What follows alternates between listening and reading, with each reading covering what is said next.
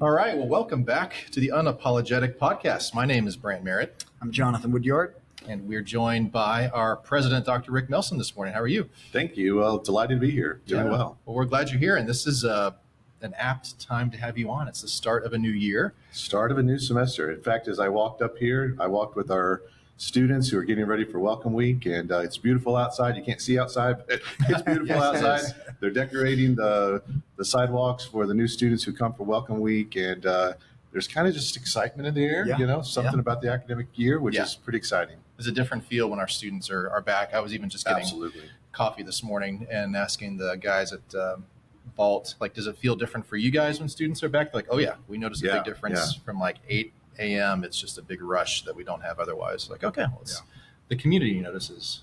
Not just absolutely. campus. I mean, students already have been around in the community doing things. The semester hasn't even started. They've been down at COM already, serving down at the Community Outreach Ministries. First Baptist Church has been feeding all the Welcome Week leaders breakfast, lunch, and dinner every day. That's awesome. Yeah. So the students are here, but they're also back in the community, and certainly the community feels the energy as well. That's awesome. My wife coordinates volunteers for COM, which is Community Outreach Ministries, a local nonprofit that serves those in need. And so one of the things she always wrestles with is getting new volunteers to submit their volunteer paperwork so they can get processed, cleared, all that stuff. So Corey McElhaney, our track coach, brought his track team, cross-country team over yesterday, and she was just blown away because they all had their forms. So Wow. That's also good. not only are we serving, but we're doing all the things we're supposed to do That's great. to be able to serve. So she gave major props to Corey in that piece. Well, before we dive into just previewing the year and doing a little bit of recap of some of the welcome back stuff we've done for faculty and staff, we always like to start with a fun icebreaker. So it's fall season is also football season, which is also tailgate season. We're going to do some tailgating for our football games this year on campus, but tailgating involves food. So what do you guys like to partake of when it comes to tailgating on the food side? I'll defer to the good doctor here, Dr. Melson, to see what he thinks. I'm interested in what his favorite tailgating food is. I would say like classic hamburger, or hot dog. Hamburger, hot dog, just kind of depending upon the I don't know. I feel like football is like hamburger, baseball is like hot dog. So or I think the same. A good burger, but also nachos, just to be able to. So if I think tailgate. I've got my lawn chair out. I'm sitting there with a nice cold L8. L8 is a Kentucky drink. It's a non-alcoholic Kentucky, kind of like ginger ale. Got L8 one, and you can buy it at Cracker Barrel. But having one of those ice cold, it comes in a glass bottle. Oh, wow. Glass bottle, and maybe with some nachos or something like that. There you go. I'm good to go. So mine is cheer wine, which also sounds bad when you say it, cheer wine, but it's a cherry soda from North Carolina that Cracker Barrel also has. Publix would carry it back in Florida where we were from, and it's also in the bottle. Yeah. So I would love one of those. Bratwurst would probably be mine. Yeah. Like a good bratwurst on the grill would be. Yeah, our students at our tailgates, what we do is we move the food from the marketplace outside into the parking lot, so you can go through and get your food, get a meal, and then sit down.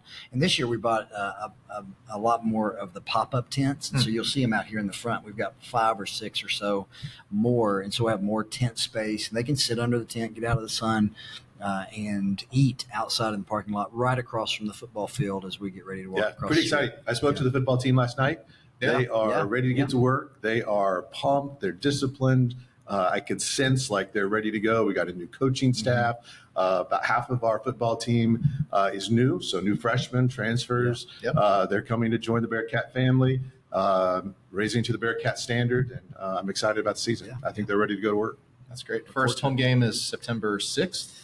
September 6th, I think that's right. 6 o'clock? It's an evening game, which is kind of exciting. Right. So hopefully there'll be some little bit of the game under the lights, which is always, I think, a special part of football when you can do that for sure. So a lot of our games are 1 o'clock in the afternoon, so that's never under the lights, but but hopefully it's under 6 the o'clock light of the game. sun. And So I think we have 4:30 tailgate and 6 p.m. game. So if you're in the area, come on out. If you're an alum, come back.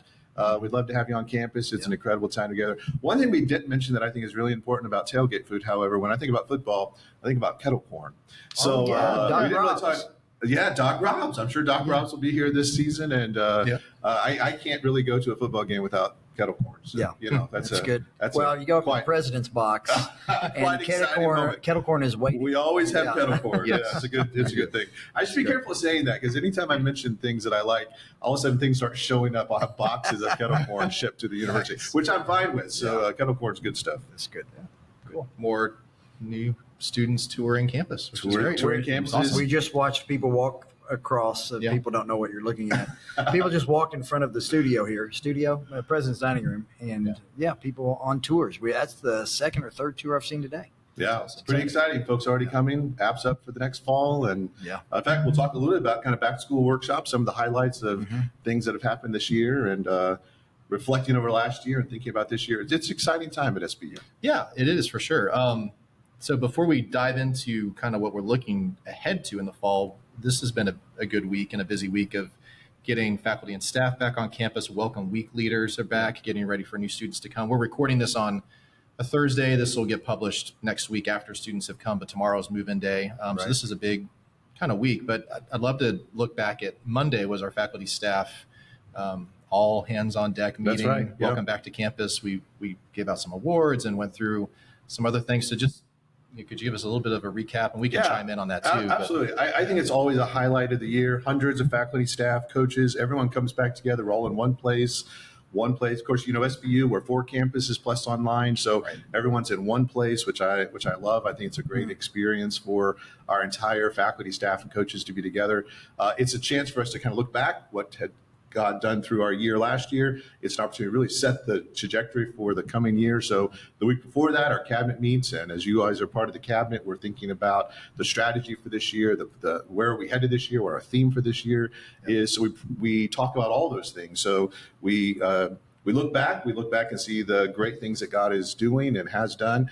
And then we began to plan for the year and look forward to the year. And I think it's just a highlight of the year. We also celebrate a couple of things like the 5-year, 10-year, 15-year, 20-year, 25-year awards. Those are people that have served at the institution for many, many years.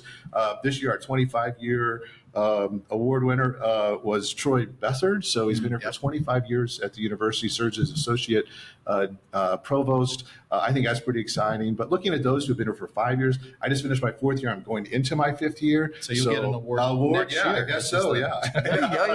Yeah. We'll be here a year from now talking about the 5-year award. Right. Yeah. And I think it's a really special time in the life of the season of an institution. There's an ebb and a flow to higher education. Yes. And it gets pretty quiet here during the summer from the standpoint that our traditional students are not here, even though it's super busy with camps and we have that. But we miss our students during the summer, and then they start to come back. Our RAs started coming back this week. I did some training. We did some training yesterday with RAs, talked about stewardship as generous leadership, and really equipping them and preparing them to serve really in the front lines in our residence life, in our residence halls, and all the work that they do. And it's an exciting time of the year. We also did 2 special things. At our back to school, we do a staff newcomer of the year, meaning someone who came over the last 18 months. It's selected through a process, but someone just really shows dedication and is making an impact in the university. And then faculty staff of the year, or faculty member of the year, newcomer of the year. So this year we awarded Mindy Having, who is one of our Doctor of Physical Therapy professors, the Faculty Newcomer of the Year award. And then Taylor Worley, who actually works in your area. Talk about Taylor. Yeah, Taylor's great. I mean, I've known Taylor for a long time. We've had him on the podcast once last year. But Taylor and I go all the way back to Lexington, Kentucky, where I was in college ministry. When I first started going to that church, I was in college ministry. I think Taylor was in middle school. So he was in the middle school ministry. But I watched him grow up, and then he actually became part of the college ministry that I was leading, and was able to invest in him, disciple him, see him go on and do some really cool things. Went on to seminary at Southern Seminary in Louisville, Kentucky, where he used to be. Yeah. And then he went on to Capitol Hill Baptist Church and interned under Mark Dever for a while, and then was involved in different college ministries in Texas and different places before we hired him and his family to come here to Bolivar. Been here for a year, and people love Taylor. He's making a great impact. He's doing a great job for our students, student activities, student life, building a culture, creating a great experience. Yeah, he sat down one day in his office, just kind of, this is the type of guy he is, and he had written, just taken notes on 2 pages, 42 ideas to create just more of an experience for I students. love it. And 42 different things to do. So he's always doing that. This week's very busy for him. Yeah. He's getting ready for all the Welcome Week stuff. So he's running around the city and Springfield, just picking stuff up. So thankful he's here. So you say Welcome Week. It's really Welcome Weekend. They come on Friday, spend the weekend. What are some highlights from Welcome Weekend? Yeah, so Welcome. I think it's an incredible experience as students transition into the university. Yeah, it's fascinating. So we've already been doing things in terms of planning, getting ready. Our Welcome Week groups, about 50 or 45 or so students that show up early, and they start getting gift bags together and writing encouraging notes to students that are going to show up. Right now, like you said, decorating the outside, preparing the environment that students walk into. So that Welcome Week team, but then you also have your Residence Life team that are in the dorms getting ready for students to live here.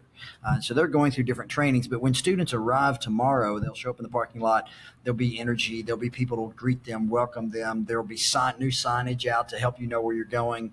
And then you come in, you go through check-in, but then you meet your Welcome Week group. You get to move into your dorm, meet your Welcome Week group, and they're going to be things like go to my house. They're going to bus them all out to my house, Woodyard's front yard, 3rd annual, and we have a little party out there. The thing we're adding this year that we're really excited about, you talked about the football team ready to go. We're going to have a Saturday night scrimmage. They're going to play a half. We're going to feed everybody at the scrimmage. It's not just going to be new students. They also get to mingle with all the other students who have already arrived. So you got all fellow athletes who are here, Res Life staff, all those people. They'll come across the street, eat, get into the stands, and watch a half of football. So excited to add that, just another experience to experience football, but also encourage our athletes. We want our athletes to feel encouraged. And then there are things like we'll process. If people haven't seen it, I mean, my first experience was pretty cool. We process into Pike Auditorium. We tell parents goodbye, and you follow bagpipes into the auditorium. Hear from you, hear from me. So just a lot of things that we do to introduce them to students, introduce them to the president, introduce them to faculty and staff, and help them get ready to go. So just a lot of little things like that going on. We'll literally have hundreds of new students here, and Brandt, I mean, this is the 4th consecutive year that we've had an increase in freshmen at SBU, which is quite exciting. So great work for you and your team. We're 250 freshmen plus 50 plus transfer students, so an over 300 student new class coming in, which is exciting. And to what we talked about, a lot of them are already here. Probably a third of them are already here because they're football or band or other fall sports. Soccer, things like that. About 200 plus other students are coming tomorrow to move in. So it's a big day when you've got all these new students coming into campus. And for us, we talk about it in the admissions office,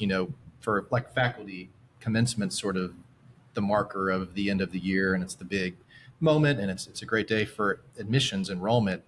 Tomorrow is sort of like commencement. Like, okay, we can turn the page. Cap off this cycle, this season. All these students we've been working with for a year plus are now arriving. So for the counselors who work with these students all year, it's kind of like Christmas. Of such a fulfilling moment that all these students we've been talking to and visiting with and helping get to this point actually arrive, and you get to kind of see life change start to happen. One of the things that we should mention is that it is a Welcome Weekend, but then we have stuff through the week for them, and we cap it off. What I'm really excited about this 3rd year in a row, in our mission statement, we're trying to prepare servant leaders to make a Christ-exalting impact in the world. And we end with this Convoy of Hope event next Saturday. Next Saturday, that's right. So we'll show up here. We've done it. This will be the 3rd year we do it. Convoy of Hope, a ministry out of Springfield. We'll bring a tractor-trailer load of food and cleaning supplies, drop those off. We will get up about 5:30 in the morning, 6 o'clock, start packing that stuff. And then the community gets to drive through our campus, and we have a chance to serve them by giving things away. And just another way for us to instill in our students from their first week at school here that we want them to grow up to be servant leaders. Absolutely. In this we world. talk at SBU, being ready to lead means being ready to serve. And in fact, we have 2 sculptures on campus. If you've not been on campus in a while, with the Great Commission sculpture, that's actually where we process from as we move into Pike Auditorium with all of our new students. So every single student walks past that Great Commission sculpture. And then we have the Divine Servant, or Jesus washing the disciples' feet over by our administration building.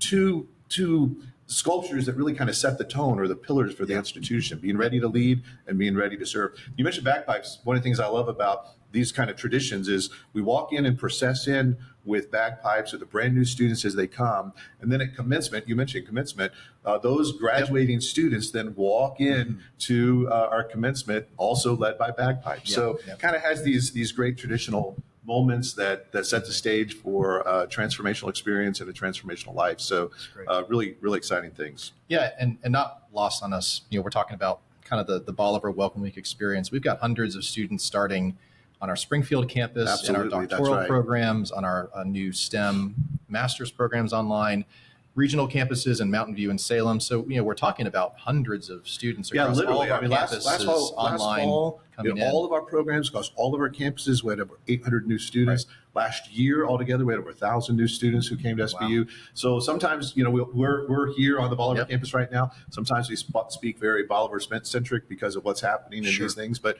we have campuses in Salem, Mountain View, Springfield. In fact, some exciting renovations taking place in Springfield. We talked about this.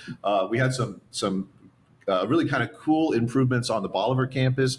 A brand new baseball locker room has been built, paid for by donors. Our football locker room was expanded so that our football team is expanded. Every football player has a locker. That locker room was expanded. New lockers, also paid for by donors, most of whom are alumni of that program. So that was kind of exciting. And many locals, by the way, those local Bolivar folks that played football here in the 80s are giving to make this experience, 40, 50 years later, something that's really powerful and a continuation of their experience that they had at SBU. So for those who gave, we appreciate that. Thank you for continuing to give. Last year, we saw an uptick in giving. That was one of the reports that we gave. Overall giving, number of retained donors, those who are giving. So dollars increasing, donors increasing, students increasing. Yep. These are all just great signs. We hear all of the negative things about higher education with regard to higher education changes in demographics and all those kind of things. Yeah. But we're really seeing positive things at SBU.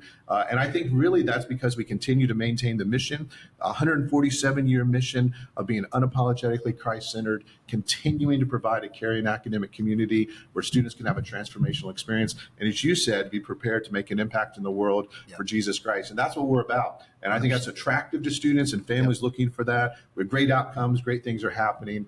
I mentioned some of the other things. I should mention also some of our academic areas. Here on this campus in Bolivar, we had some just improvements in our Jester lobby. Just simple, low cost, high impact improvements. When students come back, I think they're going to love some of the spaces that we've improved also in the Mellors classroom areas. And then in Springfield, we're doing a complete renovation there of all of our health professions, our ASN, ASR, health sciences, health professions programs, plus our doctor of physical therapy space. We've moved the DPT program from Bolivar to Springfield to co-locate. With that, there'll be well over 500 students on that campus, which is exciting. So they'll be busting at the seams, but brand new space, new anatomy lab, new spaces that they'll be able to enjoy and be able to partake in that Springfield community and area. So, and we saw a 25% uptick in DPT students this fall.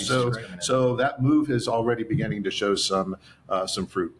I was down there yesterday and saw the faculty in Springfield all gathering together, preparing for new students. And so students, if you're listening, your faculty are excited, energy's there, they're getting ready to host you and teach you. And so just some fun things. I should mention, who else I saw down there, just want to tip our hat to Robbie Bryant. Robbie was down there. He's been down there a lot of heavy lifting from our facilities team as they Robbie's the director of our facilities here in Bolivar, in Salem campus, Mountain View, Springfield. He has a lot of role and responsibility to make this, and he and his team have done just really yeoman's work all summer to make the campus look great, to move all the things in and out of buildings, to make that transition happen for the DPT program. That renovation that's taking place is really substantial and significant.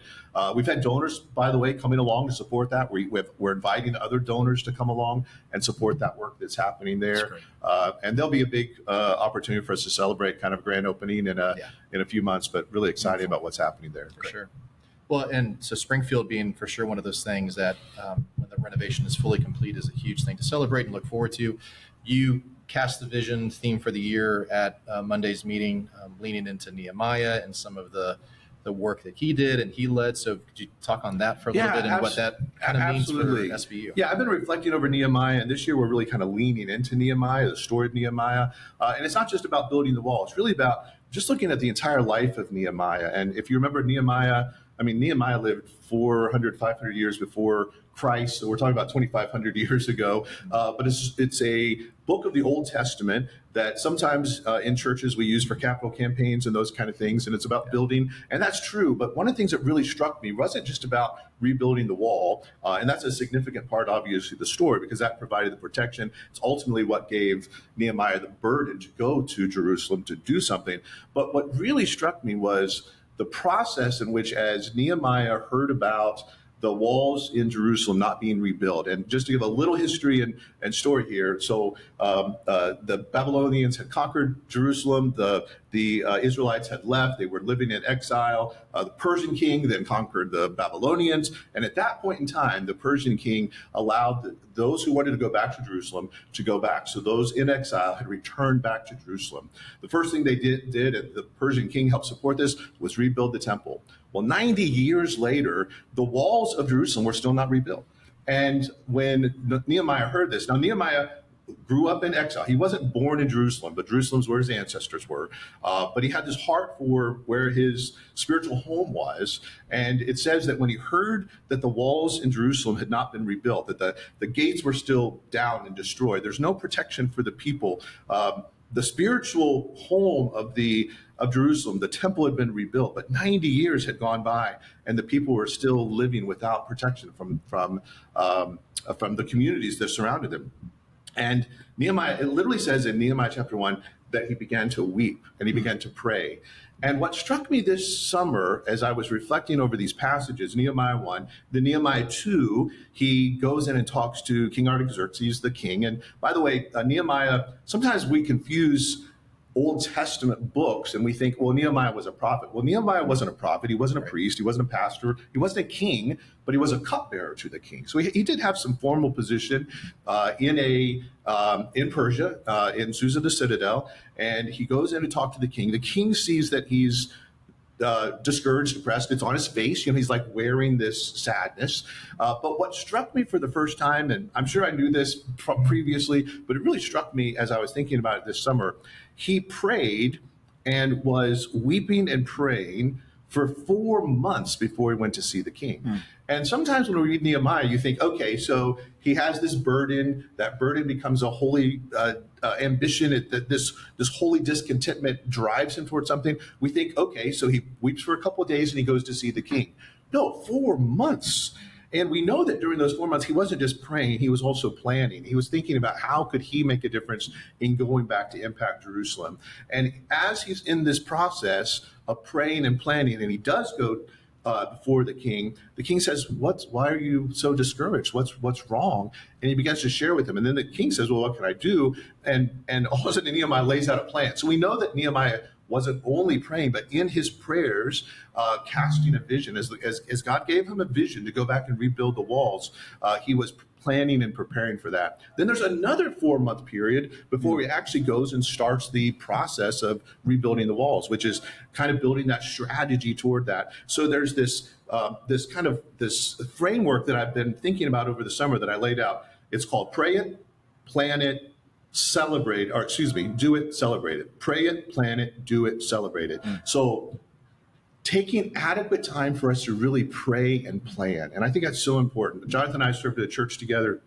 We weren't there at the same time, but one of the rhythms that church had was the pastoral team would do a pray and plan together. And it set a great trajectory for us to think about that. So one of the things I just encourage our people as we set out for the year, the work that we've been doing over the last 2 years, building our strategic plan, building our campus master plan, has been the praying and the planning. We're moving now into the doing. So the wall was built actually in 52 days, which is another, I think, really kind of cool thing. Sometimes we probably think it took years for the walls and the gates to be restored, but it took 52 days. So in 52 days, they accomplished it. And the way they accomplished it is everyone worked collaboratively together on the part of the wall in front of them, and they actually rebuilt the wall, rebuilt the city, rebuilt the gates in 52 days. And then in chapter 8, it says they began to celebrate. And I love when you get to chapter 8, they celebrate together. Nehemiah calls Ezra to bring the book, and he begins to read the book day and night. I mean, people are standing there as Ezra reads the law, and people began to weep, also began to weep. So this would be a celebration. We just rebuilt the wall. They began to weep because they recognized how distant they had become from God's plan in their lives and the Lord. They saw their own sins. And in Nehemiah chapter 8, verse 10, Nehemiah says, do not grieve, for the joy of the Lord is your strength. And that just, for me, that just sets a trajectory for us of making sure that we're spending adequate time of praying and planning. Our cabinet prayed over this entire campus, walking through our cabinet retreat, and planning well and preparing well to set us up to do the work that God has called us to do, but then also to celebrate what God has done. Too often, I think it's easy to do the work and then just move on to the next thing. And Nehemiah didn't just say, okay, let's move on to the next thing. He began to celebrate with the people, and more happens in Nehemiah. We'll get some of that later this year, but that's gonna be the framework that we think about for this year. That's the trajectory, and that really leans into our theme, which is SBU forward. So how do we continue to move SBU forward? This year, our homecoming theme is forward in faith. And in fact, homecoming is coming up October 10th and 11th. Right. So if you're listening and you're in the region, in the area, or want to make a big drive, come on out for homecoming. It's going to be a great experience, October 10 and 11. You can check that out. But forward in faith, moving SBU forward, driving our strategic plan, the framework of students first, belong, discover, serve, excel, and starting to work toward our campus master plan. So exciting days, exciting things happening at SBU. Yeah, absolutely. And I think for us, it was the cabinet planning Monday just to launch everything into this year was refreshing. And I mean, I know from our end, I'm sure just a lot of excitement that we're also feeling from staff. I mean, you've been in some faculty meetings that have just felt, renewed and exciting. Our staff is encouraged with the stuff that's happening this year. So I think the year is getting off to a really good start. Yeah, I think so. Absolutely. It felt good to be with everyone on Monday, sort of a reunion, and it just felt different a little bit. And felt good to be in the room and seeing faces and smiling and laughing and hugging and handshakes. So it was a fun Monday. Yeah, absolutely.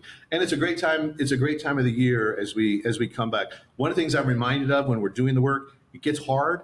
Yes. I told our football team last night, it's through those challenges and those challenging times that we have to really push through. And Nehemiah says, I'm not coming down off the wall, for I have good work to do. And that's really what we're about at SBU. We're not coming down off the wall. We have good work to do. That's right. And we're setting a trajectory of impacting the next generation to go out and impact the world for Jesus Christ. So if you're listening to this, and you have a son or a daughter or a grandson or a granddaughter or a niece or a nephew or anyone, whether they're in Missouri, contiguous states, across the world, let them know about SBU, because incredible things are happening here. And we're unapologetic about our faith, about our Christ-centered mission, and about the work that we're doing. Amen. Amen. And that's a good place to leave it. All right. That's good. There's not a better way to wrap it up than that. So thankful for you and the word and the theme for this year. We're excited to get going. We will be back on our regular schedule. We got lots of awesome guests from chapel speakers to faculty and staff that we'll be bringing on. So stay tuned throughout the year, and we'll keep moving forward. Yeah. All right. Thanks for listening. All right. Yeah.